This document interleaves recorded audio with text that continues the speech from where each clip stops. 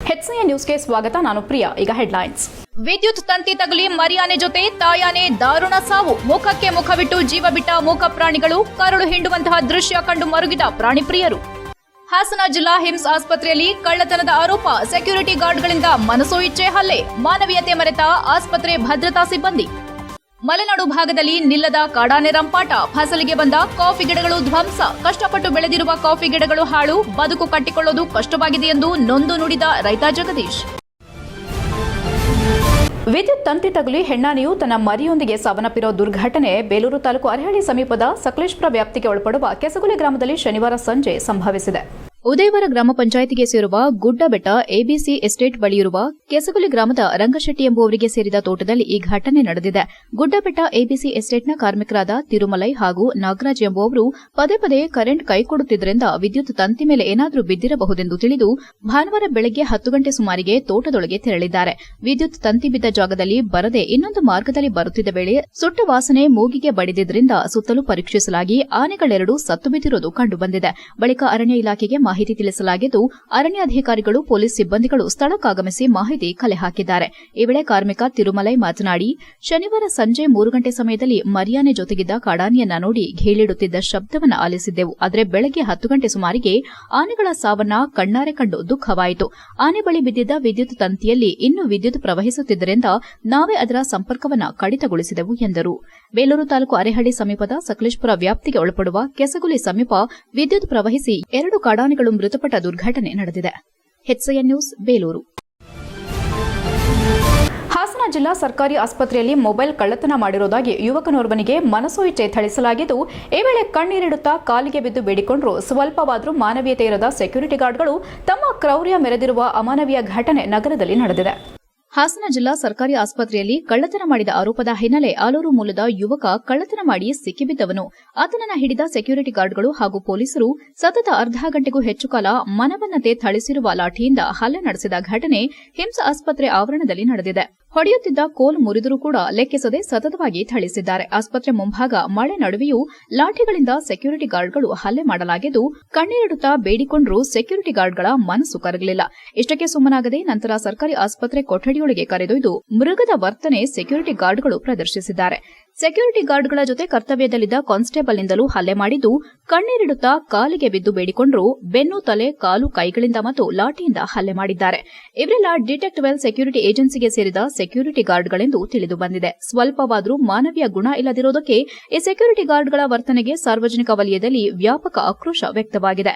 ಹೊಡೆಯುವ ದೃಶ್ಯ ಮೊಬೈಲ್ನಲ್ಲಿ ರೆಕಾರ್ಡ್ ಆಗಿ ಎಲ್ಲೆಡೆ ಹರಿದಾಡುತ್ತಿದೆ. HCN news Hassan. ನಿನ್ನೆ ರಾತ್ರಿ ಏನು ಹಾಸನದ ಸರ್ಕಾರಿ ಆಸ್ಪತ್ರೆ ಆವರಣದಲ್ಲಿ ನಡೆದಿದೆ, ನಿಜವಾಗ್ಲೂ ಅದು ಒಂದು ಅಮಾನವೀಯ ಘಟನೆ ಅಂತ ಹೇಳ್ತೀನಿ. ಯಾಕೆಂತಂದರೆ ಯಾವುದೋ ಒಬ್ಬ ವ್ಯಕ್ತಿ ಬಂದ್ಬಿಟ್ಟು ಸರ್ಕಾರಿ ಆಸ್ಪತ್ರೆ ಒಳಗೆ ಮೊಬೈಲ್ ಕದ್ದಿದ್ದಾನೆ ಅಂತ ಒಂದೇ ಒಂದು ವಿಚಾರ ಇಟ್ಕೊಂಡು ಅವನ್ನ ಪೊಲೀಸ್ನವ್ರಿಗೆ ಒಪ್ಪಿಸ್ತಲೆ ಅಲ್ಲಿರುವಂತಹ ಏನು ಸೆಕ್ಯೂರಿಟಿ ಗಾರ್ಡ್ಗಳಿದ್ದಾರೆ, ಸೆಕ್ಯೂರಿಟಿ ಗಾರ್ಡ್ಗಳು ಅವ್ರ ಕೆಲಸ ಏನೋ ಅದನ್ನು ಮರ್ತ್ಬಿಟ್ಟು ಅವನಿಗೆ ಬಾಯಿಗೆ ಬಂದಂಗೆ ಅವ್ಯಾಚ ಪದಗಳನ್ನ ಬಳಸ್ಕೊಂಡು ಅವನ ಮೇಲೆ ಕೋಲ್ನಲ್ಲಿ ಹಲ್ಲೆ ಮಾಡ್ತಾ ಇದ್ದಾರೆ. ಅವನು ಅಣ್ಣ ನನ್ನ ಕೈಲಿ ಆಗ್ತಾ ಇಲ್ಲ ಅಣ್ಣ, ನಾನು ಸತ್ತೋಗ್ತೀನಿ ಬಿಡಿ ಅಂದ್ರೂ ಬಿಡ್ತಾ ಇಲ್ಲ. ಆ ಮಟ್ಟ ಹೊಡಿತಿದ್ರೆ ಅವ್ನು ರಸ್ತೆಯಲ್ಲಿ ಹಾಕೊಂಡು ಉಳ್ಸಾಡ್ಕೊಂಡು ಅವ್ನು ಕಾಲಿಟ್ಕೊಳಕ್ಕೆ ಹೋದ್ರೆ ಹಿಂದ್ಗಡೆಂದು ಇನ್ನೊಬ್ಬ ಬಂದ್ಬಿಟ್ಟು ಅವ್ನ ತಲೆಗೆ ಕೋಲ ಹೊಡಿತಾನೆ. ಅವನ ಹಿಂದಕ್ಕೆ ತಿರುಗಿದ್ರೆ ಮತ್ತೆ ಮುಂದ್ಗಡೆ ಹೊಡಿತಾನೆ. ಯಾವ್ಯಾವ ಜಾಗಕ್ಕೆ ಯಾವ್ಯಾವ ರೀತಿ ಹೊಡೆದ್ರೆ ಅಂತಂದರೆ ಅದು ಹೇಳೋಕ್ಕಾಗ್ತಾ ಇಲ್ಲ. ಪಾಪ ಅವ್ನ ಸ್ಥಿತಿ ಏನಾಗಿದೆ ನಮಗಿನ್ನೂ ಗೊತ್ತಿಲ್ಲ. ನಿಜವಾಗ್ಲೂ ಈ ಥರ ಇಲ್ಲಿ ಅಲ್ಲಿರುವಂಥ ಸರ್ಕಾರಿ ಪೇಷಂಟ್ ಯಾರು ಇರ್ಲಿಲ್ವಲ್ಲ, ನಾವಿಬ್ಬರೇ ಮನೆಗೆ ಕೇಳಿದ್ವಿ, ಕದ ಮುಟ್ಟಾಕಿ ಅದ್ರವ್ರು ಬಂದಿತ್ತು. ನಮಗೆ ಗೊತ್ತೇ ನಿಮ್ಗೆ ಗೊತ್ತಾಗಿದ್ದಂಗೆ ಮೊಬೈಲ್ ಕಳ್ಳತನ ಆಗಿದೆ ಅಂತ ಗೊತ್ತಾಯ್ತು. ಹೆಂಗೆ ಅಂದ್ರೆ ನಮ್ಮ ಹುಡುಗಿಗೆ ಅದೇ 10 ಗಂಟೆಗೆ ಫೋನ್ ಮಾಡಿದ್ವಲ್ಲ, ನಮ್ಮ ಹುಡುಗಿಗೆ ಫೋನ್ ಮಾಡಿದ್ರು ಸೆಕ್ಯೂರಿಟಿ ಸರ್. ಅವ್ರ ಕಡೆಯಿಂದ ಗೊತ್ತಾಗಿ ನಮ್ಮ ಹುಡುಗಿ ನಮಗೆ ಫೋನ್ ಮಾಡಿ ಚಿಕ್ಕಪ್ಪ ಅಲ್ಲಿ ಮಲಗಿದ್ರಲ್ಲ ಕಡೆ ಅವ್ರು ಬಂದು ನಮಗೆ ಕೇಳಿ. ಮೊಬೈಲ್ ಕಳ್ಳತನ ಆಗಿದೆ ಯಾವತ್ತು? ರಾತ್ರಿ ಸರ್ 2 ಗಂಟೆ. ಮತ್ತೆ ಬೆಳಿಗ್ಗೆ 10 ಗಂಟೆಗೆ ಮಾಡಿದ ನೈಟ್ 2 ಗಂಟೆಗೆ ಕಳ್ತನ ಆಗಿದೆ. 3 ಗಂಟೆಗೆ ಫೋನ್ ಆಯ್ತು. ಅವ್ರಲ್ಲಿ ಇಟ್ಕೊಂಡು ನಮ್ಮನ್ನ ಕರ್ಸಿರೋ ಅವಾಗ. ಕಷ್ಟಪಟ್ಟು ಬೆಳೆದಿರುವ ಕಾಫಿ ಗಿಡಗಳನ್ನು ಕಾಡಾನೆಗಳ ಹಿಂಡು ತುಳಿದು ಧ್ವಂಸ ಮಾಡಿದ್ದು ಬದುಕು ಕಟ್ಟಿಕೊಳ್ಳುವುದು ಕಷ್ಟವಾಗಿದೆ ಎಂದು ರೈತ ಜಗದೀಶ್ ನೊಂದು ನುಡಿದರು. ಬೇಲೂರು ತಾಲೂಕು ಅರೇಹಳ್ಳಿ ಹೋಬಳಿ ಅನುಘಾಟ ಗ್ರಾಮ ಪಂಚಾಯಿತಿ ವ್ಯಾಪ್ತಿಯ ಕಿತ್ತಾವರ ಗ್ರಾಮದಲ್ಲಿ ಕಾಡಾನೆಗಳ ಸಂಚಾರ ಮಿತಿ ಮೀರಿದ್ದು ರೈತರ ಜಮೀನುಗಳಿಗೆ ನುಗ್ಗಿ ನಾನಾ ಬೆಳೆಗಳನ್ನು ನಾಶಪಡಿಸುತ್ತಿವೆ. ಈ ವೇಳೆ ಮಾತನಾಡಿದ ಅವರು, ಕಾಫಿ ಗಿಡಗಳು ಫಸಲು ನೀಡಬೇಕಾದ್ರೆ 4-5 ವರ್ಷಗಳು ಅದರ ಹಿಂದೆ ಬೀಳಬೇಕಾಗಿದೆ. ಹೀಗೆ ಫಸಲಿಗೆ ಬಂದ ಗಿಡಗಳನ್ನು ಬುಡ ಸಮೇತ ಕಿತ್ತು ಹಾಕುತ್ತಿರುವುದರಿಂದ ದಿಕ್ಕೆ ತೋಚದಂತಾಗಿದೆ. ಇಷ್ಟು ಸಾಲದೆಂಬಂತೆ 70,000 ಖರ್ಚು ಮಾಡಿ ನಿರ್ಮಿಸಿದ್ದ ಚಿಕ್ಕ ಕೆರೆಯ ಏರಿಯನ್ನ ಸಹ ತುಳಿದು ಹಾಳು ಮಾಡಿದೆ. ಪಕ್ಕದ ಜಾಗದಲ್ಲಿ ಹೊಸದಾಗಿ ಹಾಕಲಾಗಿದ್ದ ಗಿಡಗಳನ್ನು ಕಾಡಾನೆಗಳು ತುಳಿದು ಹಾಳು ಮಾಡಿವೆ. ಆದ್ದರಿಂದ ಸರ್ಕಾರ ಹಾಗೂ ಅರಣ್ಯ ಇಲಾಖೆ ಇತ್ತ ಗಮನ ಹರಿಸಿ ನಷ್ಟಗೊಂಡ ಬೆಳೆಗೆ ಸೂಕ್ತ ಪರಿಹಾರ ನೀಡಬೇಕೆಂದು ಆಗ್ರಹಿಸಿದರು. ಬೇಲೂರು ತಾಲೂಕು ಅರೇಹಳ್ಳಿ ಹೋಬಳಿಯ ಕಿತ್ತಾವರ ಗ್ರಾಮದಲ್ಲಿರುವ ಜಗದೀಶ್ ಎಂಬುವವರ ಜಮೀನಿಗೆ ಲಗ್ಗೆ ಇಟ್ಟ ಕಾಡಾನೆಗಳು ಫಸಲಿಗೆ ಬಂದ ಕಾಫಿ ಗಿಡಗಳನ್ನು ಧ್ವಂಸ ಮಾಡಿವೆ. HCN news Belur.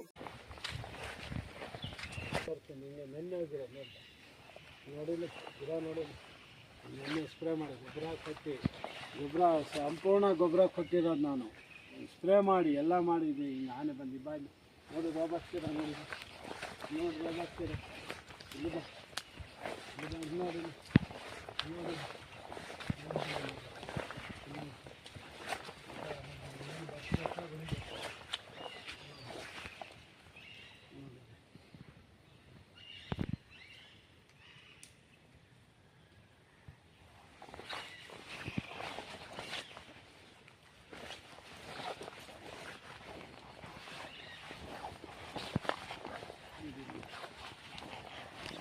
ಜಲ ಸುತ್ತು ಬಿಸಾಕಿರೋ ನೋಡಿ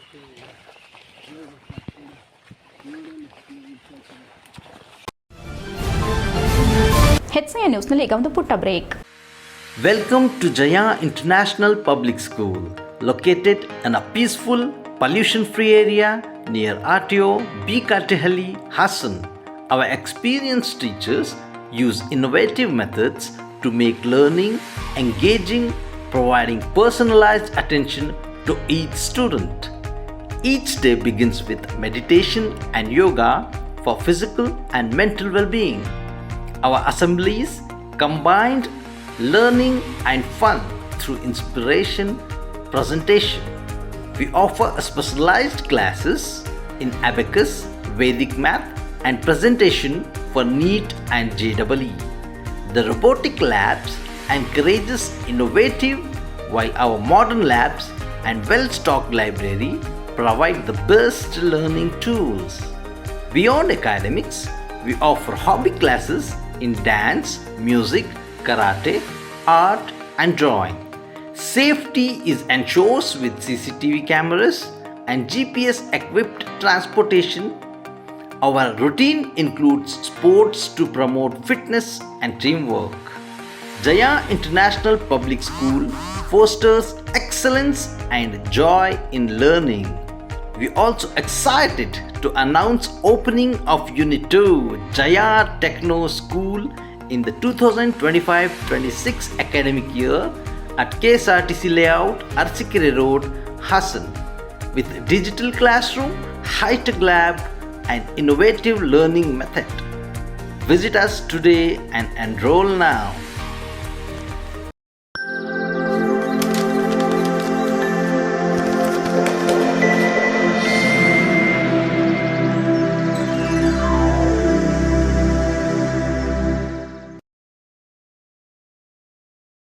ಬ್ರೇಕ್ನ ನಂತರ HCN ನ್ಯೂಸ್ಗೆ ಸ್ವಾಗತ. ಅಂದಾಜು 70 ಲಕ್ಷ ರೂಪಾಯಿಗಳ ನಾನಾ ಕಾಮಗಾರಿಗಳಿಗೆ ಶಂಕುಸ್ಥಾಪನೆ ನೆರವೇರಿಸಲಾಗಿದ್ದು ಅತಿ ಶೀಘ್ರದಲ್ಲಿ ಕಾಮಗಾರಿ ಪ್ರಾರಂಭಿಸಲಾಗುವುದೆಂದು ಶಾಸಕ ಹುಲಹಳ್ಳಿ ಸುರೇಶ್ ಹೇಳಿದರು. ಬೇಲೂರು ತಾಲೂಕು ಅರೇಹಳ್ಳಿ ಹೋಬಳಿಯ ಸ್ಕೂಲ್ ಗರ್ಜೆ ಬಳಿಯ ಅಮೃತೇಶ್ವರ ದೇವಸ್ಥಾನದಲ್ಲಿ ಪೂಜೆ ಸಲ್ಲಿಸಿದ ಬಳಿಕ ನೆರವೇರಿಸಿದ ಸಿಸಿ ರಸ್ತೆಗೆ ಗುದ್ದಲಿ ಪೂಜೆ ಕಾರ್ಯಕ್ರಮವನ್ನು ಉದ್ಘಾಟಿಸಿ ಮಾತನಾಡಿದ ಅವರು, ಮಳೆ ನಡುವೆಯೂ ನಮ್ಮ ಜನ ಸಾರ್ವಜನಿಕ ಕಾಮಗಾರಿಗೆ ಒತ್ತು ನೀಡುತ್ತಿದ್ದಾರೆ. ರಸ್ತೆ ದುಸ್ಥಿತಿಯಲ್ಲಿರುವುದರಿಂದ ಗ್ರಾಮಸ್ಥರ ಒತ್ತಾಸೆಯಂತೆ ಗುಣಮಟ್ಟದ ಕಾಮಗಾರಿ ಪ್ರಾರಂಭಿಸಲಾಗುವುದು. ಕೇವಲ 15ರಿಂದ 20 ದಿನಗಳ ಒಳಗೆ ಕಾಮಗಾರಿ ಮುಗಿಸಲು ಕ್ರಮ ವಹಿಸಲಾಗಿದೆ. ರಸ್ತೆ ಕಾಮಗಾರಿ ಮುಗಿದ ನಂತರ ಈ ಗ್ರಾಮದ ಚರಂಡಿ ನಿರ್ಮಾಣಕ್ಕೆ ಯೋಜನೆ ರೂಪಿಸಲಾಗುವುದು ಎಂದರು. ಅರೇಹಳ್ಳಿಯ ಅಂಬೇಡ್ಕರ್ ವೃತ್ತದಿಂದ ತೊಳಲು ಮಾರ್ಗಕ್ಕೆ ಆರಂಭದಲ್ಲಿ ಚರಂಡಿ ನಿರ್ಮಿಸಿ 1 ಕಿಲೋಮೀಟರ್ ಸಿಸಿ ರಸ್ತೆ ಮಾಡಲಾಗುವುದು ಎಂದರು. ಇದೇ ವೇಳೆ ಲಕ್ಕುಂದ ಗ್ರಾಮ ಪಂಚಾಯಿತಿ ಅಧ್ಯಕ್ಷೆ ರಾಧಾ ಗಂಗಾಧರ್, ಪಿಡಿಒ ಮಂಜುನಾಥ್, ಗ್ರಾಮ ಪಂಚಾಯಿತಿ ಸದಸ್ಯರಾದ ಯಶೋಧ ಮತ್ತು ಮಲ್ಲೇಶ್, ಗ್ರಾಮಸ್ಥರಾದ ಸದಾಶಿವ, ವಿಜಯರಾಜು, ದಿನೇಶ್, ರವಿ, ಧರ್ಮ ಹಾಗೂ ಇನ್ನಿತರರು ಉಪಸ್ಥಿತರಿದ್ದರು. ಬೇಲೂರು ತಾಲೂಕು ಅರೇಹಳ್ಳಿ ಹೋಬಳಿಯ ಸ್ಕೂಲ್ ಕರ್ಜಿಯಲ್ಲಿ ನೂತನವಾಗಿ ನಿರ್ಮಿಸಲಾಗಿರುವ ಸಿಸಿ ರಸ್ತೆ ಕಾಮಗಾರಿಗೆ ಶಾಸಕ ಹುಲಹಳ್ಳಿ ಸುರೇಶ್ ಗುದ್ದಲಿ ಪೂಜೆ ನೆರವೇರಿಸಿದರು. HCN news Belur. ಸರ್, ಇವತ್ತು ಏನೇನು ಕಾಮಗಾರಿಗಳಿಗೆ ಗುದ್ದಿಪಿಟ್ಟು ನೆರವೇರಿಸ್ತಾ ಇದ್ರಿ ಸರ್? ಸುಮಾರು ಇವತ್ತೊಂದು 20 ಕಾಮಗಾರಿಗಳಿಗೆ ಗುದ್ದಲಿ ಪೂಜೆಯನ್ನು ಮಾಡ್ತಾ ಇದ್ದೀವಿ. ಚಿಕ್ಕಕೋಡು ಕಾಲೋನಿಯಿಂದ ಹಿಡಿದು ಕಡೆಗರ್ಜೆಯಿಂದ ಹಿಡಿದು ಅರೇಹಳ್ಳಿ ಹೋಬಳಿಯ ಅನೇಕ ಕಾರ್ಯಕ್ರಮಗಳನ್ನ ಗುದ್ದಲಿ ಪೂಜೆಯನ್ನು ಮಾಡ್ತಾ ಇದ್ದೀವಿ. ಆದರೆ ನಮ್ಮ ಕ್ಷೇತ್ರದ ಜನ ಮಳೆ ಆದ್ರೂ ಸಹ ಸಂಪೂರ್ಣವಾಗಿ ಎಲ್ಲರೂ ಇದ್ದು ಕಾಮಗಾರಿಗೆ ಒತ್ತನ್ನು ಕೊಡ್ತಕ್ಕಂಥ ಕೆಲಸ ಮಾಡ್ತಾ ಇದ್ದಾರೆ. ಯಾಕೆಂದರೆ ರಸ್ತೆ ತುಂಬ ದುಸ್ಥಿತಿನಲ್ಲಿದ್ದಾವೆ. ಅವರ ಬಹುದಿನದ ಕನಸು, ಆ ಕನಸನ್ನು ಈಡೇರಿಸ್ತಕ್ಕಂಥ ಕೆಲಸನ ನಾವು ಮಾಡ್ತಾ ಇದ್ದೀವಿ. ಕೇವಲ 15ರಿಂದ 20 ದಿವಸಗಳ ಅವಧಿ, ವರ್ಷಗಳೆಲ್ಲ ತಗೊಳಲ್ಲ ನಾವು. ನಮ್ಮ ಕಾರ್ಯ ಹೆಂಗೆ ಅಂದರೆ ಮಳೆನಲ್ಲೂ ಪೂಜೆ ಮಾಡ್ತಾ ಇದ್ದೀವಿ ಅಂದರೆ ನಾವು ತಿಳ್ಕೋಬೇಕಾಗತ್ತೆ. ಹೇಳಿ, ಸಮಯವನ್ನು ತಗೊಳ್ಳೋದಿಲ್ಲ. ವಿಮಾನ ದುರಂತ ವಿಚಾರದಲ್ಲಿ ಹೊಣೆ ಹೊತ್ತು ಪ್ರಧಾನಮಂತ್ರಿ ರಾಜೀನಾಮೆ ನೀಡಲಿ ಎಂಬ ಸಚಿವ ಈಶ್ವರ್ ಖಂಡ್ರೆ ಹೇಳಿಕೆ ವಿಚಾರಕ್ಕೆ ಮಾಜಿ ಸಚಿವ ಡಾಕ್ಟರ್ ಸಿಎನ್ ಅಶ್ವಥ್ ನಾರಾಯಣ್ ಆಕ್ರೋಶ ವ್ಯಕ್ತಪಡಿಸಿದರು. ಹಾಸನದ ಸುದ್ದಿಗೋಷ್ಠಿಯಲ್ಲಿ ಮಾಧ್ಯಮದೊಂದಿಗೆ ಮಾತನಾಡಿ, ವಿಮಾನ ದುರಂತ ಹೊಣೆ ಹೊತ್ತು ಪ್ರಧಾನಮಂತ್ರಿ ರಾಜೀನಾಮೆ ನೀಡಲಿ ಎಂಬ ಸಚಿವ ಈಶ್ವರ್ ಖಂಡ್ರೆ ಹೇಳಿಕೆ ವಿಚಾರ ಮಾಧ್ಯಮದವರ ಪ್ರಶ್ನೆಯೊಂದಕ್ಕೆ ಉತ್ತರಿಸಿ, ಏರ್ಕ್ರಾಫ್ಟ್ ಬಗ್ಗೆ ತನಿಖೆ ನಡೆಯುತ್ತಿದೆ, ಮುಕ್ತವಾಗಿ ತನಿಖೆ ಆಗುತ್ತದೆ. ಬೆಂಗಳೂರಿನಲ್ಲಿ ನಡೆದ ಕಾಲ್ತುಳಿತ ಪ್ರಕರಣದಲ್ಲಿ ಸರ್ಕಾರವೇ ನೇರ ಹೊಣೆಯಾಗಿದೆ. ಆದರೆ ಈಶ್ವರ್ ಖಂಡ್ರೆಗೆ ಕಿವಿನೂ ಕೇಳಿಸಲ್ಲ, ಕಣ್ಣು ಕಾಣಲ್ಲ, ಬಾಯಿ ಇಲ್ವೇನೋ, ನೈತಿಕತೆ ಇದ್ರೆ ಹೇಳಲಿ, ರಾಜ್ಯದಲ್ಲಿ ನಡೆದ ಘಟನೆಗೆ ಯಾರು ಕಾರಣಕರ್ತರೆಂದು.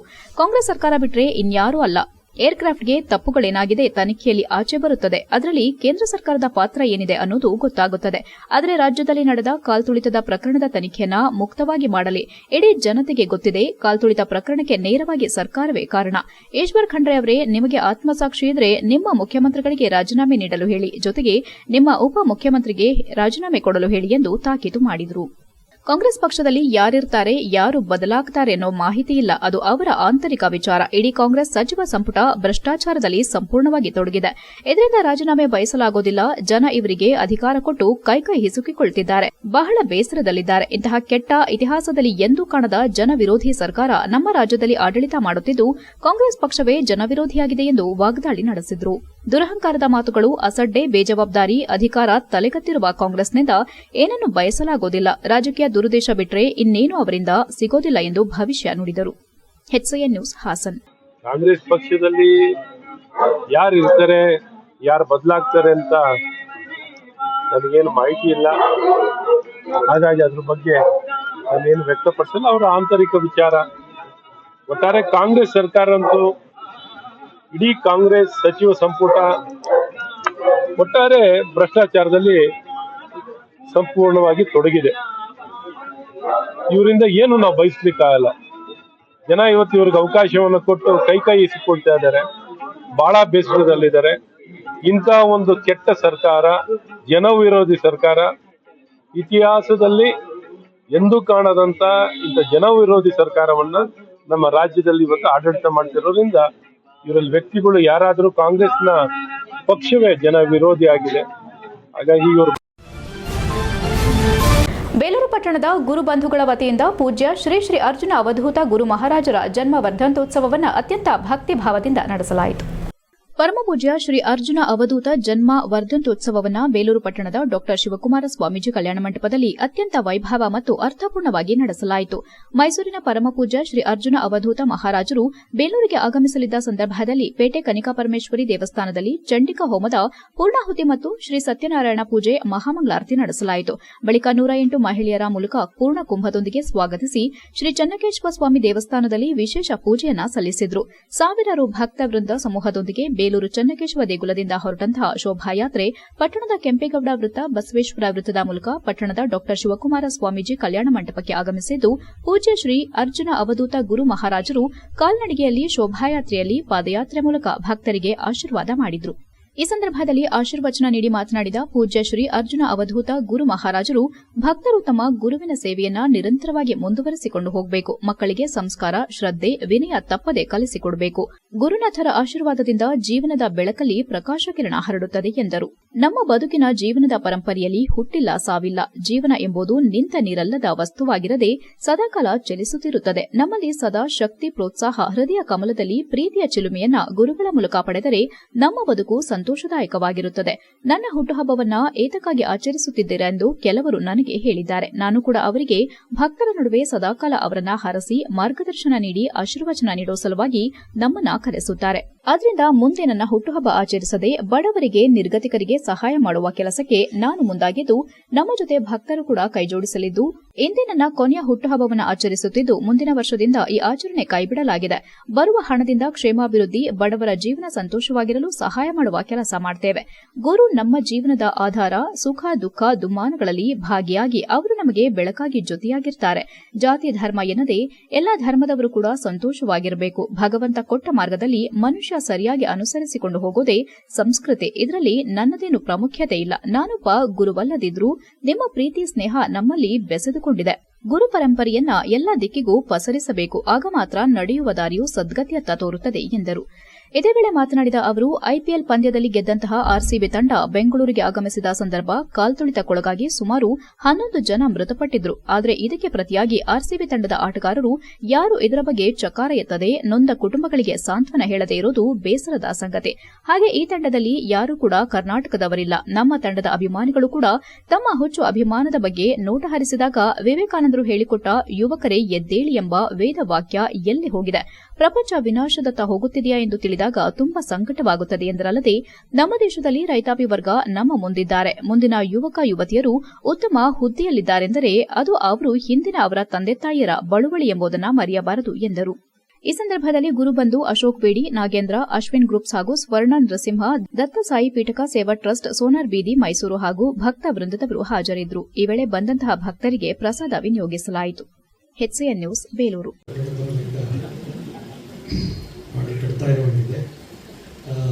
ಯಾವುದೇ ಒಂದು ಮಠದ ಇತಿಹಾಸದಲ್ಲಿ ಒಬ್ಬ ಕ್ರಿಯಾಶೀಲರಾದಂಥವರು, ಭಕ್ತರ ಕ್ಷೇಮವನ್ನು ಬಯಸುವಂಥವರು, ಮಠದ ಅಭಿವೃದ್ಧಿಯನ್ನು ಬಯಸುವಂಥವರು ಬಂದರೆ ಆ ಮಠವನ್ನು ಸಮೃದ್ಧವಾಗಿ ಭಕ್ತರಿಗೆ ಅನುಕೂಲವಾದ ರೀತಿಯಲ್ಲಿ, ಜನರಿಗೆ ಶಾಂತಿ ಮನಸ್ಸನ್ನು ನೀಡುವಂಥ ರೀತಿಯಲ್ಲಿ ಮಠವನ್ನು ಬೆಳೆಸಲಿಕ್ಕೆ ಸಾಧ್ಯ ಇದೆ. ಹಾಗೆ ಸೋಮಶೇಖರ ಶಿವಾಚಾರ್ಯ ಸ್ವಾಮಿಗಳು ಅದನ್ನು ಚೆನ್ನಾಗಿ ಅಭಿವೃದ್ಧಿಗೊಳಿಸಿದ್ದಾರೆ. ಅದರ ಜೊತೆಗೆ ಕೆಲವು ವರ್ಷಗಳ ಹಿಂದೆ ಇಲ್ಲಿ ಸ್ವಸಹಾಯ ಸಂಘವನ್ನು ಮಾಡಿ ಸುಮಾರು ಸಾವಿರಾರು ಮಹಿಳಾ ಸಂಘಗಳನ್ನು ಸ್ಥಾಪಿಸಿ ಅವರು ಸ್ವಯಂ ಉದ್ಯೋಗಿಗಳಾಗಿ ಡಾಕ್ಟರ್ ಬಾಲಗಂಗಾಧರನಾಥ ಮಹಾಸ್ವಾಮೀಜಿಯವರು ಯಾವಲ್ಲ ಒಂದು ಮಾತನ್ನು ಹೇಳಿದ್ರು. ಇವತ್ತು ಯಾವ ವಿಧಾನಸೌಧ ಎಲ್ಲ ಆಫೀಸ್ಗಳಿಗೆ ಹೋದ್ರೂ ಕೂಡ ಇವತ್ತು ಸಿದ್ಧಗಂಗಾ ಸ್ವಾಮೀಜಿಯವ್ರ ಫೋಟೋ ಇಟ್ಟಿರ್ತಾರೆ. ಯಾಕೆ ಅಂದರೆ ತ್ರಿವಿಧ ದಾಸೋಹಿಗಳು ಅಂತೇಳಿ, ಎಲ್ಲರ ಅನ್ನ ಕೊಟ್ಟಂಥ ಮಹಾಪ್ರಭು ಅಂತೇಳಿ ಈ ಭಾಗದಲ್ಲಿ ಎಲ್ಲರೂ ಕೂಡ ಇವತ್ತೆಲ್ಲ ಪ್ರದೇಶಗಳು ಹೋಗುತ್ತೆ. ಯಾಕೆಂದರೆ ಬಸವಣ್ಣ ಮಾತಿನ ನುಡಿದರೆ ಮುತ್ತಿನ ಹಾರದಂತಿರಬೇಕು. ನಮ್ಮ ಮಾತುಗಳಿದ್ದಾರೆ. ಇವತ್ತು ಯಾರಿಗಾದರೂ ದರಿದ್ರ ಬಂದರೆ ಸನ್ಯಾಸಿಗಳಿಗೆ ದರಿದ್ರ ಬರಬಾರ್ದಂತೆ. ಯಾಕೆ ಅಂತಂದರೆ ಸನ್ಯಾಸಿಗಳಿಗೆ ದರಿದ್ರ ಬಂಗೆ ಏನೆಲ್ಲ ವ್ಯತ್ಯಾಸಗಳಾಗುತ್ತೆ ಅಂತ ನಿಮಗೆಲ್ಲ ಚೆನ್ನಾಗಿ. HCN ನ್ಯೂಸ್ನಲ್ಲಿ ಈಗ ಒಂದು ಪುಟ್ಟ ಬ್ರೇಕ್.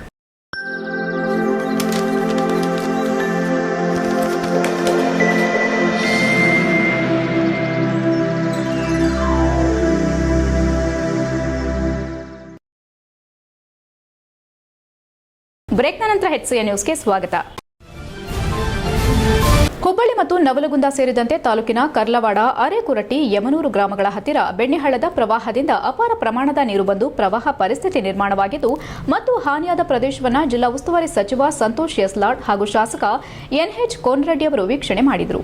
ರಸ್ತೆ, ಸೇತುವೆ ಹಾಗೂ ಇತರೆ ಸಾರ್ವಜನಿಕ ಮೂಲಸೌಕರ್ಯಗಳನ್ನು ಸಂಬಂಧಿಸಿದ ಇಲಾಖೆ ಅಧಿಕಾರಿಗಳು ತಕ್ಷಣ ಸ್ಪಂದಿಸಿ ತ್ವರಿತವಾಗಿ ದುರಸ್ತಿ, ಮರು ನಿರ್ಮಾಣ ಕಾಮಗಾರಿಗಳನ್ನು ಕೈಗೊಳ್ಳಬೇಕೆಂದು ಸಚಿವ ಸಂತೋಷ್ ಲಾಡ್ ಅವರು ಅಧಿಕಾರಿಗಳಿಗೆ ಸೂಚನೆ ನೀಡಿದರು. ನಂತರ ಅವರು ಮಾಧ್ಯಮ ಪ್ರತಿನಿಧಿಗಳೊಂದಿಗೆ ಮಾತನಾಡಿ, ರೈತರು ಈಗಾಗಲೇ ಹೆಸರು ಬೆಳೆ ಹಾಗೂ ಇತರೆ ಮುಂಗಾರು ಬೆಳೆ ಬಿತ್ತಿದ್ದಾರೆ. ಹೆಸರು ಬೆಳೆ ಮೊಳಕೆ ಒಡೆಯೋ ಹಂತಕ್ಕೆ ಬಂದಿದ್ದು, ಧಾರಾಕಾರ ಮಳೆಯಿಂದ ರೈತರಿಗೆ ಆರ್ಥಿಕವಾಗಿ ನಷ್ಟವಾಗಿದೆ. ರೈತರ ಜಮೀನುಗಳಲ್ಲಿನ ಬದುವುಗಳು ಕೊಚ್ಚಿಹೋಗಿ ಹಾನಿಯಾಗಿದೆ. ಕ್ಷೇತ್ರದಲ್ಲಿ ಬೆಳೆ ಹಾನಿ ಬಗ್ಗೆ ಮಾಹಿತಿ ತೆಗೆದುಕೊಳ್ಳಲು ಅಧಿಕಾರಿಗಳಿಗೆ ಸೂಚಿಸಲಾಗಿದೆ. ಮಾಹಿತಿ ಮತ್ತು ವರದಿ ಮೇಲೆ ಸರ್ಕಾರದ ಜೊತೆ ಚರ್ಚಿಸಿ ಎಸ್ಡಿಆರ್ಎಫ್ ನಿಯಮಾವಳಿಗಳನ್ನು ಪರಿಶೀಲಿಸಿ ಅದಕ್ಕನುಗುಣವಾಗಿ ಪರಿಹಾರ ನೀಡಲಾಗುವುದೆಂದು ತಿಳಿಸಿದರು. ನವಲಗುಂದ ಭಾಗದಲ್ಲಿ 7-8 ಜಾಗಗಳಲ್ಲಿ ಪ್ರವಾಹ ನೋಡಿದ್ದೇವೆ. ನಾಲಾ ಹಾಗೂ ಹಳ್ಳ ಅಗಲೀಕರಣಕ್ಕೆ 1600 ಕೋಟಿ ಕಾಮಗಾರಿಗೆ ಪ್ರಸ್ತಾವನೆ ಸಲ್ಲಿಸಲಾಗಿದೆ. ಅದರಲ್ಲೂ 200 ಕೋಟಿ 140 ಕಿಲೋಮೀಟರ್ ಹಳ್ಳ ಅಗಲೀಕರಣ ಕಾಮಗಾರಿಗೆ ಅನುದಾನ ಬಿಡುಗಡೆಯಾಗಿದ್ದು, ಶೀಘ್ರದಲ್ಲಿ ಟೆಂಡರ್ ಕರೆದು ಕಾಮಗಾರಿ ಪ್ರಾರಂಭಿಸಲಾಗುವುದು ಎಂದರು. ಬಹಳ ವರ್ಷಗಳಿಂದ ನವಲಗುಂದ ಕುಂದಗೋಳ ಭಾಗಗಳಲ್ಲಿ ಈ ರೀತಿ ಪ್ರವಾಹ ಪರಿಸ್ಥಿತಿಯಿಂದ ತೊಂದರೆಯಾಗುತ್ತಿದೆ. ಇದಕ್ಕೆ ಸಂಪೂರ್ಣ ಪರಿಹಾರ ಕಂಡುಹಿಡಿಯಬೇಕೆಂದು ಮಾನ್ಯ ಮುಖ್ಯಮಂತ್ರಿಯವರ ನೇತೃತ್ವದಲ್ಲಿ ಇರುವಂತಹ ಕಾಮಗಾರಿ ಯೋಜನೆ ಬದು ಪುನರ್ ನಿರ್ಮಾಣ ಮಾಡುವ ನಿಟ್ಟಿನಲ್ಲಿ 160 ಕೋಟಿ ಕಾಮಗಾರಿಗೆ ಡಿಪಿಆರ್ ಮಾಡಲಾಗಿದ್ದು ಅದು ಒಂದು ಹಂತಕ್ಕೆ ಬಂದಿದೆ ಎಂದು ಹೇಳಿದರು. ಮುಂದಿನ ವರ್ಷ 2026ರ ಜನವರಿಯಲ್ಲಿ ಬೆಣ್ಣೆಹಳ್ಳ ಮತ್ತು ತುಪ್ಪರಿ ಹಳ್ಳದ 2 ಕಾಮಗಾರಿಗಳು ಪ್ರಾರಂಭವಾದರೆ ಬಹುತೇಕ ಮುಂದೆ ಬರುವ ಮಳೆಗಾಲದಲ್ಲಿ ನವಲಗುಂದಕ್ಕೆ ಮಳೆಯಿಂದಾಗಿ ಪ್ರವಾಹ ಬರುವ ಸಮಸ್ಯೆ ಆಗೋದಿಲ್ಲ ಎಂದು ತಿಳಿಸಿದರು. ಹಳ್ಳಗಳ ಭಾಗಗಳಲ್ಲಿರುವ ಹೊಲಗಳಿಗೆ ರೈತರು ಬಿತ್ತನೆ ಮಾಡಿದ್ದಾರೆ. ಕೆಲವು ಹೊಲಗಳಿಗೆ ನೀರು ನುಗ್ಗಿದೆ. ಅದರಿಂದ ರೈತರಿಗೆ ತೊಂದರೆಯಾಗಿದೆ. ಅದನ್ನು ಪರಿಗಣಿಸಿ ಮುಂದೆ ಮತ್ತೆ ಬಿತ್ತನೆ ಮಾಡುವ ಅವಕಾಶ ಕಲ್ಪಿಸಿಕೊಡಲಾಗುತ್ತದೆ. ಅದರಂತೆ ಮುಂದೆ ಫಸಲು ಬರದೆ ಹೋದಲ್ಲಿ ಪರಿಹಾರ ಒದಗಿಸುವ ನಿಟ್ಟಿನಲ್ಲಿ ಸರ್ಕಾರದೊಂದಿಗೆ ಚರ್ಚಿಸಲಾಗುತ್ತದೆ ಎಂದು ಕಾರ್ಮಿಕ ಇಲಾಖೆಯ ಸಚಿವ ಸಂತೋಷ್ ಲಾಡ್ ಅವರು ತಿಳಿಸಿದರು. HCN news Hassan. ಹೆಣ್ಣುಮಕ್ಕಳಿಗೆ ಸ್ವಾತಂತ್ರ್ಯ ನೀಡದ ಸಂದರ್ಭದಲ್ಲಿ ಧ್ವನಿಯಾಗಿ ನಿಂತು ಹೆಣ್ಣು ಅಬಲೆಯಲ್ಲ ಸಬಲೆ ಎಂದು ತೋರಿಸಿಕೊಟ್ಟ ಧೀಮಂತ ನಾಯಕಿ ವಿಜಯ ದಬ್ಬೆ ಎಂದು ತಹಸೀಲ್ದಾರ್ ಎಂ ಮಮತಾ ತಿಳಿಸಿದರು. ಬೇಲೂರು ಪಟ್ಟಣದ ಅಂಬೇಡ್ಕರ್ ಭವನದಲ್ಲಿ ತಾಲೂಕು ಕನ್ನಡ ಸಾಹಿತ್ಯ ಪರಿಷತ್ ವತಿಯಿಂದ ಸಾಹಿತಿ ಡಾ ವಿಜಯ ದಬ್ಬೆ ಅವರ ಜನ್ಮ ದಿನಾಚರಣೆ ಮತ್ತು ವಿದ್ಯಾರ್ಥಿಗಳಿಗೆ ಪ್ರತಿಭಾ ಪುರಸ್ಕಾರ ಏರ್ಪಡಿಸಲಾಗಿದ್ದ ಕಾರ್ಯಕ್ರಮ ಉದ್ಘಾಟಿಸಿ ಮಾತನಾಡಿದ ತಹಸೀಲ್ದಾರ್ ಎಂ ಮಮತಾ ಅವರು ಹೆಣ್ಣು ಮಕ್ಕಳ ಮೇಲೆ ದೌರ್ಜನ್ಯ ದಬ್ಬಾಳಿಕೆ ನಡೆಯುತ್ತಿದ್ದ ಸಂದರ್ಭದಲ್ಲಿ ಡಾ ವಿಜಯ ದಬ್ಬೆ ಅವರು ತಮ್ಮ ಸಾಹಿತ್ಯದ ಮೂಲಕ ಹೆಣ್ಣೆಂದರೆ ಕೇವಲ ಸಾಂಸಾರಿಕ ಜೀವನದಲ್ಲೇ ಸೀಮಿತವಲ್ಲ, ಹೊರ ಪ್ರಪಂಚದಲ್ಲಿ ಏನನ್ನಾದರೂ ಸಾಧಿಸಬಲ್ಲಳು ಮತ್ತು ಹೆಣ್ಣಿನಲ್ಲಿರುವ ಸಮಸ್ಯೆಗಳನ್ನು ಹೇಳಿಕೊಳ್ಳಲು ಒಂದು ವೇದಿಕೆಯನ್ನ ತಮ್ಮ ಸಾಹಿತ್ಯದ ಮೂಲಕ ನಿರ್ಮಿಸಿಕೊಟ್ಟಂತಹ ಧೀಮಂತ ಮಹಿಳೆಯಾಗಿದ್ರು. ವಿಜಯ ದಬ್ಬೆ ಅವರು ಕನ್ನಡ ಸಾಹಿತ್ಯ ಲೋಕಕ್ಕೆ ನೀಡಿದ ಕೊಡುಗೆ ಅಪಾರವಾದದ್ದು. ಅವರು ತಮ್ಮ ಸಾಹಿತ್ಯದ ಮೂಲಕ ಕನ್ನಡದಲ್ಲಿ ಸ್ತ್ರೀವಾದಿ ವಿಮರ್ಶೆಯ ಅಡಿಪಾಯ ಹಾಕಿದ್ದು ಮಹಿಳೆಯರ ಅಸ್ಮಿತೆ ಶೋಷಣೆಯ ಹಕ್ಕುಗಳನ್ನು ಚಲಾಯಿಸುವಂತಹ ವೀರ ಮಹಿಳೆಯಾಗಿದ್ದರು. ಇವರ ಆದರ್ಶ ತತ್ವಗಳನ್ನು ಪ್ರತಿಯೊಬ್ಬ ಪ್ರಜೆಯೂ ಮೈಗೂಡಿಸಿಕೊಳ್ಳಬೇಕು ಎಂದರು. ನಂತರ ತಾಲೂಕು ಕನ್ನಡ ಸಾಹಿತ್ಯ ಪರಿಷತ್ ಅಧ್ಯಕ್ಷ ಮಾನ ಮಂಜೇಗೌಡ ಮಾತನಾಡಿ, ಕನ್ನಡದಲ್ಲಿ 10ನೇ ತರಗತಿ ಮತ್ತು ದ್ವಿತೀಯ ಪಿಯುಸಿಯಲ್ಲಿ ಅತಿ ಹೆಚ್ಚು ಅಂಕ ಪಡೆದ ವಿದ್ಯಾರ್ಥಿಗಳಿಗೆ ತಾಲೂಕು ಕನ್ನಡ ಸಾಹಿತ್ಯ ಪರಿಷತ್ ವತಿಯಿಂದ ಪ್ರತಿಭಾ ಪುರಸ್ಕಾರ ನೀಡಿ ಗೌರವಿಸಲಾಗಿದ್ದು, ಪೋಷಕರು ಮತ್ತು ಶಿಕ್ಷಕರು ಮಕ್ಕಳನ್ನ ಹುರಿದುಂಬಿಸಬೇಕು. ಇದರಲ್ಲಿ ಶಿಕ್ಷಕರ ಪೋಷಕರ ಪಾತ್ರ ಮಹತ್ತರವಾದರೆ ವಿದ್ಯಾರ್ಥಿಗಳು ಏನನ್ನಾದರೂ ಸಾಧಿಸಬಲ್ಲರು ಎಂದರು. ಬಳಿಕ ಪಾಲಿಟೆಕ್ನಿಕ್ ಹಿರಿಯ ಶ್ರೇಣಿ ಉಪನ್ಯಾಸಕಿ ಶ್ರೀಮತಿ ನಾಗಶ್ರೀ ತ್ಯಾಗರಾಜ್ ಮಾತನಾಡಿ, ಪುರುಷ ಪ್ರಧಾನ ಸಮಾಜದಲ್ಲಿ ಕನ್ನಡದಲ್ಲಿ ಮೊದಲ ಬಿಎ ಪದವಿ ಪಡೆದು ಇಡೀ ರಾಜ್ಯದಲ್ಲಿ ಪ್ರಥಮ ಶ್ರೇಣಿಯನ್ನ ಪಡೆದುಕೊಂಡ ಮಹಿಳೆ, ತಮ್ಮ ಶಕ್ತಿ ಸಾಮರ್ಥ್ಯದ ಹೋರಾಟಗಳನ್ನು ಮೈಗೂಡಿಸಿಕೊಂಡ ವಿಜಯ ದಬ್ಬೆ ಅವರು ಮಹಿಳೆಯರು ಯಾರಿಗೂ ಕಡಿಮೆ ಇಲ್ಲ ಎಂದು ಅಂದೇ ತೋರಿಸಿಕೊಟ್ಟಂತಹ ವೀರ ಮಹಿಳೆಯಾಗಿದ್ರು. ಅದರ ಫಲವಾಗಿ ಇಂದು ಎಲ್ಲಾ ಕ್ಷೇತ್ರದಲ್ಲೂ ಮಹಿಳೆಯರಿಗೆ ಸ್ವಾತಂತ್ರ್ಯ ಸಿಕ್ಕಿದೆ. ಆದರೆ ಅದನ್ನು ಮಹಿಳೆಯರು ಸಮಾಜದ ಒಳಿತಿಗೆ ಸಮರ್ಥವಾಗಿ ಬಳಸಿಕೊಂಡು ಸಮಾಜವನ್ನು ಉನ್ನತ ಮಟ್ಟಕ್ಕೆ ಕೊಂಡೊಯ್ಯಬೇಕು ಎಂದರು. ಈ ಸಂದರ್ಭದಲ್ಲಿ 10ನೇ ತರಗತಿ ಮತ್ತು ದ್ವಿತೀಯ ಪಿಯುಸಿಯಲ್ಲಿ ಅತಿ ಹೆಚ್ಚು ಅಂಕ ಪಡೆದ ವಿದ್ಯಾರ್ಥಿಗಳಿಗೆ ತಾಲೂಕು ಕನ್ನಡ ಸಾಹಿತ್ಯ ಪರಿಷತ್ ವತಿಯಿಂದ ಪ್ರತಿಭಾ ಪುರಸ್ಕಾರ ನೀಡಿ ಗೌರವಿಸಿದರು. ಈ ಕಾರ್ಯಕ್ರಮದಲ್ಲಿ ಪುರಸಭಾ ಪ್ರಭಾರ ಅಧ್ಯಕ್ಷೆ ಉಷಾ ಸತೀಶ್, ಮಾಜಿ ಕನ್ನಡ ಸಾಹಿತ್ಯ ಪರಿಷತ್ ಅಧ್ಯಕ್ಷ ಮಾ ಶಿವಮೂರ್ತಿ, ರಾಜೇಗೌಡ, ಜಿಲ್ಲಾ ಕಸಾಪ ಕಾರ್ಯದರ್ಶಿ ಜಾವಗಲ್ ಪ್ರಸನ್ನ, ಸಾಹಿತಿ ಇಂದಿರಮ್ಮ, ತಾಲೂಕು ಕಸಾಪ ಉಪಾಧ್ಯಕ್ಷ ಎಚ್ಆರ್ ಚಂದ್ರು, ಕಾರ್ಯದರ್ಶಿ ಮಹೇಶ್, ಸಂಘಟನಾ ಕಾರ್ಯದರ್ಶಿ ಬೊಮ್ಮಡಿಹಳ್ಳಿ ಕುಮಾರಸ್ವಾಮಿ, ಕೋಶಾಧ್ಯಕ್ಷ ಗುರುರಾಜ್ ಸೇರಿದಂತೆ ಇತರರು ಹಾಜರಿದ್ದರು. HCN news Belur. ಹಂಚಿಕೊಂಡಿದ್ದಾರೆ. ಬಹಳ ಮುಖ್ಯವಾಗಿ ಆ ತರದ ಲೇಖಕರು ನಮ್ಮ ತಾಲೂಕಿನಲ್ಲಿ ಹುಟ್ಟಿರ್ತಕ್ಕಂಥದ್ದು ನಮಗೆ ಒಂದು ಹೆಮ್ಮೆ ಅಂತ ನಾನು ಹೇಳಲಿಕ್ಕೆ ಬಯಸ್ತೇನೆ. ಮತ್ತು ಬೇಲೂರು ತಾಲೂಕು ಅನೇಕ ಸಾಹಿತ್ಯ ಪರಿಷತ್ ಅನೇಕ ಕಾರ್ಯಕ್ರಮಗಳನ್ನ ಜವಗೋಲ್ ಹಳೆಬೀಡು ಬದಿಗಟ್ಟ ಇರತಕ್ಕಂಥ ಕುಗ್ರಾಮದಲ್ಲಿ ಜನಿಸಿದಂತಹ ಬದಿಗಟ್ಟ ಕೃಷ್ಣಮೂರ್ತಿ ಜಾನಪದ ತಜ್ಞರು ಇವರನ್ನ ನೆನಪಿಕೊಂಡು ಮುಂದಿನ ತಿಂಗಳೆಲ್ಲ ಒಂದು ಕಾರ್ಯಕ್ರಮ ಹಮ್ಮಿಕೊಳ್ತಿದ್ದೇವೆ. ಹಾಗೆ ಶತನಾಟಕ ಸಾರ್ವಭೌಮ ಬೇಲೂರು ಕೃಷ್ಣಮೂರ್ತಿಯವರು 100 ನಾಟಕಗಳನ್ನು ಬರೆದು ಹೆಸರನ್ನು ಗಳಿಸಿರ್ತಕ್ಕಂತಹ ಒಬ್ಬ ನಾಟಕರಾಗಿದ್ದಾರೆ. ಅವರ ಜನ್ಮ ದಿನಾಚರಣೆಯನ್ನು ಕೂಡ ನಾವು ಆಗಸ್ಟ್ನಲ್ಲಿ ನೆನಪು ಮಾಡಿಕೊಳ್ತೇವೆ. ವೈದ್ಯಕೀಯ ಮತ್ತು ದಂತ ವೈದ್ಯಕೀಯ ಸೀಟ್ಗಳಿಗೆ ನೀಟ್ ಪರೀಕ್ಷೆಯಲ್ಲಿ ಹಾಸನದ ಮಾಸ್ಟರ್ ಪದವಿ ಪೂರ್ವ ಕಾಲೇಜು ವಿದ್ಯಾರ್ಥಿನಿ ಸೃಷ್ಟಿ ಲೋಕೇಶ್ ಹಾಸನ ಜಿಲ್ಲೆಗೆ ಪ್ರಥಮ ರ್ಯಾಂಕ್ ಪಡೆದಿದ್ದಾರೆ. ಅವರನ್ನ ಕಾಲೇಜಿನ ವಿದ್ಯಾರ್ಥಿಗಳ ಎದುರು ಶಾಲಾ ಆಡಳಿತ ಮಂಡಳಿಯವರು ಸನ್ಮಾನಿಸಿ ಗೌರವಿಸಿದ್ದಲ್ಲದೆ ಮುಂದಿನ ಶಿಕ್ಷಣಕ್ಕೆ ಪ್ರೋತ್ಸಾಹಿಸುವ ನಿಟ್ಟಿನಲ್ಲಿ 50,000 ರೂಪಾಯಿಗಳನ್ನು ನಗದು ಬಹುಮಾನವಾಗಿ ನೀಡಿದರು. ನಂತರ ಮಾಸ್ಟರ್ ಪಿಯು ಎಜುಕೇಷನ್ ಟ್ರಸ್ಟ್ ಅಧ್ಯಕ್ಷ ಟಿಎಎಚ್ ರಾಯುಡು ಮಾತನಾಡಿ, ನಡೆದ ಪಿಯುಸಿ ಬೋರ್ಡ್ ಪರೀಕ್ಷೆಯಲ್ಲಿ ಜಿಲ್ಲೆಗೆ ಪ್ರಥಮ ಹಾಗೂ ರಾಜ್ಯದಲ್ಲಿ 3ನೇ ರ್ಯಾಂಕ್ ಬಂದಿದ್ದು, ಸಿಇಟಿ ಮತ್ತು ಜೆಇಇ ಪರೀಕ್ಷೆಯಲ್ಲೂ ಕೂಡ ಸಾಧನೆ ಮಾಡಲಾಗಿದ್ದು, ಈಗ ನೀಟ್ ಪರೀಕ್ಷೆಯಲ್ಲಿ ನಮ್ಮ ಕಾಲೇಜಿನ ಸೃಷ್ಟಿ ಲೋಕೇಶ್ ಅವರು ಭೌತಶಾಸ್ತ್ರ, ರಸಾಯನಶಾಸ್ತ್ರ, ಜೀವಶಾಸ್ತ್ರ ಸೇರಿ 99.953% 720ಕ್ಕೆ 606 ಅಂಕ ಪಡೆಯುವ ಮೂಲಕ ಹಾಸನ ಜಿಲ್ಲೆಯಲ್ಲಿ ಪ್ರಥಮ ರ್ಯಾಂಕ್ ಪಡೆದಿದ್ದಾರೆ ಎಂದರು. ಸೃಷ್ಟಿ ಲೋಕೇಶ್ ಅವರು ವಿದ್ಯಾಭ್ಯಾಸದಲ್ಲಿ ಎಂದೂ ಕೊರತೆಯಾಗದಂತೆ ಒಂದು ದಿನ ಕಾಲೇಜಿನ ತರಗತಿಗೆ ತಪ್ಪಿಸದೆ ಹಾಜರಾಗಿದ್ದಾರೆ ಎಂದರು. ಈ ವಿದ್ಯಾರ್ಥಿನಿ ಕಾಲೇಜಿನ ತರಗತಿ ಬಿಟ್ಟರೆ ಹೊರಗೆಲ್ಲೂ ಕೂಡ ಇತರೆ ಟ್ಯೂಷನ್ಗೆ ಹೋಗಿರೋದಿಲ್ಲ. ಉತ್ತಮ ಅಂಕ ಪಡೆದ ಸೃಷ್ಟಿ ಲೋಕೇಶ್ ಅವರಿಗೆ ಕಾಲೇಜಿನ ಪರವಾಗಿ ಅಭಿನಂದನೆ ಸಲ್ಲಿಸುತ್ತೇವೆ. ಜೊತೆಗೆ ಸೃಷ್ಟಿ ಅವರಿಗೆ ಮುಂದಿನ ಶಿಕ್ಷಣ ಉತ್ತಮವಾಗಿರಲಿ ಎಂದು ಪ್ರೋತ್ಸಾಹಿಸಲು 50,000 ನಗದು ಬಹುಮಾನ ನೀಡುತ್ತಿದ್ದೇವೆ ಎಂದರು. ನೀಟ್ ಪರೀಕ್ಷೆಯಲ್ಲಿ ಜಿಲ್ಲೆಗೆ ಪ್ರಥಮ ಸ್ಥಾನ ಪಡೆದ ಮಾಸ್ಟರ್ ಪದವಿ ಪೂರ್ವ ಕಾಲೇಜು ವಿದ್ಯಾರ್ಥಿನಿ ಸೃಷ್ಟಿ ಲೋಕೇಶ್ ಉದ್ದೇಶಿಸಿ ಮಾತನಾಡಿ, ಯಾರೇ ವಿದ್ಯಾರ್ಥಿಯಾಗಲಿ ಶಿಕ್ಷಣ ಪಡೆಯೋ ಕಡೆ ಹೆಚ್ಚು ಗಮನವಿರಬೇಕು. ನಿಮ್ಮ ತಪ್ಪುಗಳನ್ನು ಅರಿತು ಮುಂದೆ ನಡೆದರೆ ನನಗಿಂತ ಒಳ್ಳೆಯ ರ್ಯಾಂಕ್ ಪ್ರತಿಯೊಬ್ಬರಿಗೂ ಬರುತ್ತದೆ. ನಿಮ್ಮಲ್ಲಿ ಏನಾದರೂ ಸಮಸ್ಯೆ ಇದ್ರೆ ಅದನ್ನ ಸರಿಪಡಿಸಿಕೊಳ್ಳೋದನ್ನ ತಿಳಿದುಕೊಳ್ಳಿ. ರ್ಯಾಂಕ್ ಬರಲಿಲ್ಲ ಎಂದು ನೊಂದುಕೊಳ್ಳೋದನ್ನ ಬಿಟ್ಟು ಅದನ್ನ ಚಾಲೆಂಜ್ ಆಗಿ ಸ್ವೀಕರಿಸಬೇಕೆಂದು ಸಲಹೆ ನೀಡಿದರು. ಇದೇ ಸಂದರ್ಭದಲ್ಲಿ ಮಾಸ್ಟರ್ಸ್ ಪಿಯು ಕಾಲೇಜು ಕಾರ್ಯದರ್ಶಿ ಗೌಡೇಗೌಡ, ಬಿಎಸ್ ಮಂಜುನಾಥ್, ಉಪಾಧ್ಯಕ್ಷೆ ಎಚ್ಸಿ ನಂದಿನಿ ಇತರರು ಉಪಸ್ಥಿತರಿದ್ದರು. HCI news Hassan. ಅದರ ಕಡೆ ಫೋಕಸ್ ಮಾಡಿ ನಿಮ್ಮ ತಪ್ಪುಗಳನ್ನ ನೀವು ಅರಿತುಕೊಂಡು ಮುಂದೆ ನಡೀರಿ. ಮುಂದಿನ ದಿನ ನನಗಿಂತ ಒಳ್ಳೆ ರ್ಯಾಂಕ್ ಪ್ರತಿಯೊಬ್ಬರಿಗೂ ಬರುತ್ತೆ. ಯಾರ್ಯಾರು ನಿಮ್ಮ ಮಿಸ್ಟೇಕ್ನ ಕರೆಕ್ಷನ್ ಮಾಡ್ಕೊಂಡು ಮುಂದೆ ಹೋಗ್ತೀರೋ ಎವ್ರಿಥಿಂಗ್ ಇಸ್ ಪಾಸಿಬಲ್. ಏನೇ ಬರಲಿ, ಏನೇ ಡಿಸ್ಟ್ರಾಕ್ಷನ್ಸ್ ಇರಲಿ, ಅದನ್ನ ಸಾಲ್ವ್ ಮಾಡೋದು ತಿಳ್ಕೊಳ್ಳಿ. ಡಿಸ್ಟ್ರಾಕ್ಷನ್ಸ್ ಬರ್ತಿದೆಯಲ್ಲ ಅಂತ ನೊಂದ್ಕೊಳ್ಳೋದು ಬಿಟ್ಟು ಅದನ್ನ ಹೇಗೆ ಚಾಲೆಂಜ್ ಮಾಡಿದ್ರೆ ಅದನ್ನ ಬಿದ್ರು ಹೇಗೆ ಎದ್ ನಿಲ್ಬೇಕು, ಹೇಗೆ ಬೌನ್ಸ್ ಬ್ಯಾಕ್ ಆಗ್ಬೇಕು ಅನ್ನೋದು ನಿಮಗೆ ಗೊತ್ತಿರಬೇಕು. ಅಂತದ್ರಲ್ಲೇನು ನಮ್ಮ ಕಾಲೇಜಿನ ವಿದ್ಯಾರ್ಥಿ ಸೃಷ್ಟಿ ಲೋಕೇಶ್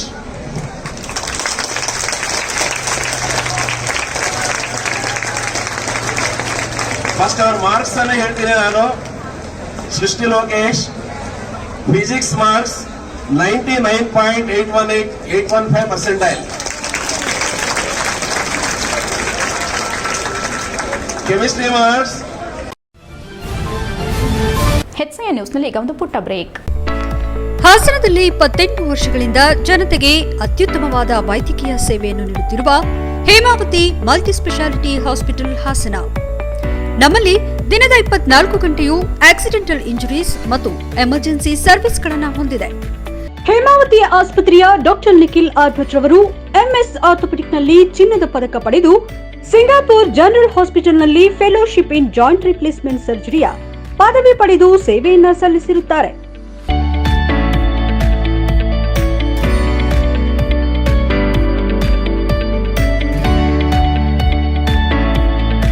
ನಮ್ಮಲ್ಲಿ ಆಂಬ್ಯುಲೆನ್ಸ್ ಸೇವೆಯೂ ಲಭ್ಯ.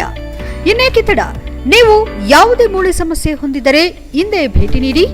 ಹೇಮಾವತಿ ಮಲ್ಟಿ ಸ್ಪೆಷಾಲಿಟಿ ಹಾಸ್ಪಿಟಲ್, ಉತ್ತರ ಬಡಾವಣೆ, ಹಾಸನ. ಬ್ರೇಕ್ನ ನಂತರ HCI ನ್ಯೂಸ್ಗೆ ಸ್ವಾಗತ.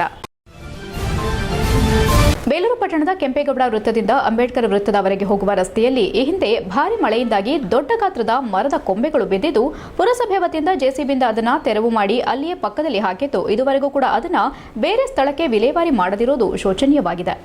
ಅದಲ್ಲದೆ ಅಲ್ಲಿಯ ಪಕ್ಕದಲ್ಲಿ ಆ ಮರ ಕೂಡ ವಾಲಿದ್ದು ಇಂದು ನಾಳೆಯೋ ಬೀಳೋ ಹಂತದಲ್ಲಿದ್ದು ಹೆಚ್ಚಿನ ಪ್ರಮಾಣದಲ್ಲಿ ಪ್ರಾಣಹಾನಿಯಾಗುವ ಸಂಭವವಿದೆ.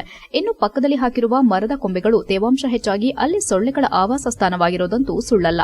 ಪಕ್ಕದಲ್ಲಿ ತಿಂಡಿಕಾಡಿಗಳಿರೋದ್ರಿಂದ ಸಾಕಷ್ಟು ಜನ ಸಂಜೆ ವೇಳೆ ಹೆಚ್ಚಾಗಿ ಬರ್ತಾರೆ. ಇದರಿಂದ ಮರದ ಕೊಂಬೆ ತೊಗಟೆಗಳಿಂದ ಸೊಳ್ಳೆಗಳು ಉತ್ಪತ್ತಿಯಾಗಿ ಕ್ರಿಮಿಕೀಟಗಳು ಹೆಚ್ಚಾಗಿದೆ. ಇದು ಮನುಷ್ಯನಿಗೆ ಕಚ್ಚಿದ್ರೆ ಆರೋಗ್ಯದಲ್ಲಿ ಏರುಪೇರಾಗುವ ಸಾಧ್ಯತೆ ಇದೆ. ಇನ್ನು ಮಲೇರಿಯಾ, ಡೆಂಗ್ಯೂಂತಹ ಮಾರಣಾಂತಿಕ ಕಾಯಿಲೆಗಳು ಹೆಚ್ಚಾಗಿ ಪ್ರಾಣಾಪಾಯವಾಗುವ ಸಾಧ್ಯತೆ ಇದೆ. ಪುರಸಭೆಯವರು ಪ್ರತಿದಿನ ಕಸದ ಗಾಡಿಗಳಲ್ಲಿ ಡೆಂಗ್ಯೂ, ಮಲೇರಿಯಾ ಬಗ್ಗೆ ಜಾಗೃತಿ ಮೂಡಿಸುತ್ತಲೇ ಇರ್ತಾರೆ. ಆದರೆ ಕಣ್ಣಿಗೆ ಕಾಣುವ ಸಾಕಷ್ಟು ದಿನಗಳಿಂದ ಹಾಗೆ ಬಿದ್ದಿರುವ ತೇವಾಂಶದ ಮರದ ಕೊಂಬೆಗಳನ್ನು ಹಾಗೆ ಬಿಟ್ಟು ವಿಲೇವಾರಿ ಮಾಡದೇ ಇರೋದು ವಿಪರ್ಯಾಸವಾಗಿದೆ. ಇನ್ನಾದರೂ ಸಂಬಂಧಪಟ್ಟ ಅಧಿಕಾರಿಗಳು ಇತ್ತ ಗಮನ ಹರಿಸಿ ಶಾಲೆಯ ಪಕ್ಕದ ದೊಡ್ಡ ಮರವನ್ನ ಕಡಿದು ತೆರವುಗೊಳಿಸುವುದರ ಜೊತೆಗೆ ಕೊಂಬೆಗಳ ರಾಶಿಯನ್ನ ತ್ಯಾಜ್ಯ ವಿಲೇವಾರಿಗೆ ಸಾಗಿಸಿ ಮುಂದಾಗುವ ಅಪಾಯವನ್ನ ತಪ್ಪಿಸಿ ಎಂದು ಜನಪ್ರತಿನಿಧಿಗಳಿಗೆ ಸಾರ್ವಜನಿಕರು ಮನವಿ ಮಾಡಿದ್ದಾರೆ. HCI news Belur. ಈಗ ಸಂಕ್ಷಿಪ್ತ ಸುದ್ದಿಗಳು. ಜೂನ್ 15ರಂದು ಸಾಧ್ಯ ಸಂಸ್ಥೆಯಲ್ಲಿ ಜುಪೀಡಿಯಾ ಕಂಪನಿ ವತಿಯಿಂದ ಹಾಸನದ ವಿಶೇಷ ಚೇತನ ಮಕ್ಕಳ ಶಾಲೆಗೆ ಪ್ರತಿದಿನ ಅಗತ್ಯತೆಗೆ ಬೇಕಾದ ದಿನಸಿ ಪದಾರ್ಥಗಳನ್ನು ಹಾಸನ ತಂಡದ ಸದಸ್ಯರು ನೀಡಿರುತ್ತಾರೆ. ಕಾರ್ಯಕ್ರಮದಲ್ಲಿ ಸ್ವಾಮಿ ಬಿಎಂ, ರುದ್ರೇಶ್ ಜಿಎಂ, ಪ್ರತಿಭಾ ಎಎಸ್, ಪೂಜಾ, ಪವಿತ್ರ, ವಿನಯ್, ಹರ್ಷಿತಾ, ವರ್ಷಿತಾ, ಸುಶೀಲಮ್ಮ, ಹೃತಿಕ್, ರಾಹುಲ್ ಹಾಗೂ ಸಾಧ್ಯ ಸಂಸ್ಥೆಯ ಮೇಲ್ವಿಚಾರಕ ಉಮೇಶ್ ಬಿ ಮತ್ತು ಸಿಬ್ಬಂದಿ ವರ್ಗದವರು ಹಾಗೂ ವಿಶೇಷ ಚೇತನ ಮಕ್ಕಳು ಹಾಜರಿದ್ದರು. HCI news Hassan. ಎಲ್ರಿಗೂ ನಮಸ್ತೆ. ಈ ಕಂಪ್ನಿ ಜುಪಿಡಿಯಾ ಕಂಪ್ನಿ ಅಂತ ಹೇಳಿ ವರ್ಕ್ ಫ್ರಮ್ ಹೋಮು. ಮೊದಲಿಗೆ ಇದು ಎಲ್ಲರೂ ಕೆಳಮಟ್ಟದಲ್ಲಿರೋರು, ಡಿಸೆಬಿಲಿಟಿ ಪರ್ಸನ್ಸು, ಈ ಥರದವರಿಗೆ ಹೆಲ್ಪ್ ಮಾಡೋ ಉದ್ದೇಶದಿಂದ ಈ ಕಂಪ್ನಿ ಸ್ಟಾರ್ಟ್ ಆಗಿದೆ. ಇದು ಅಡ್ವರ್ಟೈಸ್ಮೆಂಟಿಂಗ್ ಕಂಪ್ನಿ, ಇದು ಕೆನಡಾ ಕಂಪ್ನಿ. ಈ ಕಂಪ್ನಿಯಿಂದ ಎಲ್ರಿಗೂ ಹೆಲ್ಪ್ ಆಗಬೇಕು ಅನ್ನೋ ದೃಷ್ಟಿಯಿಂದ ಒಂದು ಮಿಯಾ ಡೇವಿಸ್ ಮ್ಯಾನೇಜರು ಅವರು ಈ ಥರ ಎಲ್ಲ ಮಾಡೋದಕ್ಕೆ ಹಣ ಕೊಡ್ತಾರೆ. ಮತ್ತು ಡೈಲಿ ಇದು ವರ್ಕ್ ಫ್ರಮ್ ಹೋಮ್ ಮಾಡೋರು ಡೈಲಿ 800 ರೂಪಾಯಿ ಎಲ್ರಿಗೂ ಕೊಡ್ತಾರೆ. ಯಾರು ಇಷ್ಟ ಇರುತ್ತೋ ಅವರೆಲ್ಲ ಮಾಡ್ಬೋದು ಈ ಕಂಪ್ನಿಗೆ ಸೇರಿಕೊಂಡು. ಅವರು ಇವರು ಅಂತ ಇಲ್ಲ, ಅತಿ ಹೆಚ್ಚಾಗಿ ಬಡವರಿಗೆ ಪ್ರಾಮುಖ್ಯತೆ ಕೊಡ್ತಿದೆ ಈ ಕಂಪ್ನಿ. ಅದೇ ಇವರು ಡಿಸೆಬಿಲಿಟಿ ಮಕ್ಕಳು, ಇವರು ಅಂಧರು, ಕಿವುಡರು, ಮೂಗರಿದ್ದಾರೆ, ಹಾಗಾಗಿ ಇವರಿಗೆ ಹೆಲ್ಪ್ ಮಾಡಬೇಕು ಅಂತ ಕಂಪ್ನಿ ಕಡೆಯಿಂದ ನಿರ್ದೇಶನ ಬಂತು. ಹಾಗಾಗಿ ನಾವು ಇದನ್ನು ಹೆಲ್ಪ್ ಮಾಡ್ತಿದ್ದೇವೆ. ಹೆಸರು ಉಮೇಶ್ ಅಂತೇಳಿ, ನಾನು ಸಾಧ್ಯ ಸಂಸ್ಥೆಯ ಇನ್ಚಾರ್ಜು. ಆ್ಯಕ್ಚುಲಿ ಈ ಜುಪಿಡಿಯಾ ಕಂಪನಿಯವರು ನನಗೆ ಫೋನ್ ಮೂಲಕ ಏನಾದರೂ ನಿಮಗೆ ಸಹಾಯ ಬೇಕಾ ಅಂತೇಳಿ ಕೇಳಿದರು. ಆ ದಿನ ನಾನು ಓಕೆ ಏನಾದರೂ ಮಾಡ್ಬೋದು ನೀವು ಅಂತೇಳಿದರು. ಹಾಗಾದರೆ ನೀವು ಏನೇನು ಕೊಡ್ತೀರಾ ಅಂತ ನಾನು ಕೇಳುವಾಗ ಅವರು ಗ್ರೋಸರಿ ಕೊಡೋದಾದರೆ ಕೊಡಿ, ನಮ್ಮ ಮಕ್ಕಳು ನಮಗೆ ದಿನ 100 ಮಕ್ಕಳು ಮಧ್ಯಾಹ್ನ ಊಟಕ್ಕೆ ಇರ್ತಾರೆ, ಬೆಳಗ್ಗೆ ಮತ್ತು ಸಂಜೆ ಒಂದು 40 ಜನ ಊಟಕ್ಕೆ ಇರ್ತಾರೆ ಅಂತ ಹೇಳುವಾಗ ಆಯಿತು ನಾವು ಗ್ರೋಸರಿ ಕೊಡ್ತೀವಿ ಅಂತೇಳಿ ಅವರು ಈ ದಿನ ನಮಗೆ ಈ ಮಕ್ಕಳಿಗೋಸ್ಕರ ಆ ಗ್ರೋಸರಿಯನ್ನು ದಾನವಾಗಿ ನೀಡಿರ್ತಾರೆ. ಅವರಿಗೆ ನಾವು ತುಂಬ ಹೃದಯದ ಜುಪಿಡಿಯಾ ಕಂಪನಿ ಮತ್ತು ಅದರ ಮ್ಯಾನೇಜರು, ಅದರ ಎಲ್ಲ ಸದಸ್ಯರಿಗೂ ಕೊನೆಯಲ್ಲಿ ಮತ್ತೊಮ್ಮೆ ಮುಖ್ಯಾಂಶಗಳು. ವಿದ್ಯುತ್ ತಂತಿ ತಗುಲಿ ಮರಿಯಾನೆ ಜೊತೆ ತಾಯಾನೆ ದಾರುಣ ಸಾವು. ಮುಖಕ್ಕೆ ಮುಖವಿಟ್ಟು ಜೀವ ಬಿಟ್ಟ ಮೂಕ ಪ್ರಾಣಿಗಳು. ಕರಳು ಹಿಂಡುವಂತಹ ದೃಶ್ಯ ಕಂಡು ಮರುಗಿದ ಪ್ರಾಣಿ ಪ್ರಿಯರು. ಹಾಸನ ಜಿಲ್ಲಾ ಹಿಮ್ಸ್ ಆಸ್ಪತ್ರೆಯಲ್ಲಿ ಕಳ್ಳತನದ ಆರೋಪ. ಸೆಕ್ಯೂರಿಟಿ ಗಾರ್ಡ್ಗಳಿಂದ ಮನಸೋ ಇಚ್ಛೆ ಹಲ್ಲೆ. ಮಾನವೀಯತೆ ಮರೆತ ಆಸ್ಪತ್ರೆ ಭದ್ರತಾ ಸಿಬ್ಬಂದಿ. ಮಲೆನಾಡು ಭಾಗದಲ್ಲಿ ನಿಲ್ಲದ ಕಾಡಾನೆ ರಂಪಾಟ. ಫಸಲಿಗೆ ಬಂದ ಕಾಫಿ ಗಿಡಗಳು ಧ್ವಂಸ. ಕಷ್ಟಪಟ್ಟು ಬೆಳೆದಿರುವ ಕಾಫಿ ಗಿಡಗಳು ಹಾಳು. ಬದುಕು ಕಟ್ಟಿಕೊಳ್ಳೋದು ಕಷ್ಟವಾಗಿದೆ ಎಂದು ನೊಂದು ನುಡಿದ ರೈತ ಜಗದೀಶ್. ಇಷ್ಟೊತ್ತು ನೀವು ನೋಡಿದ್ದು ಹಾಸನದ ಸುದ್ದಿ, ಅಂದ್ರೆ HCN ನ್ಯೂಸ್.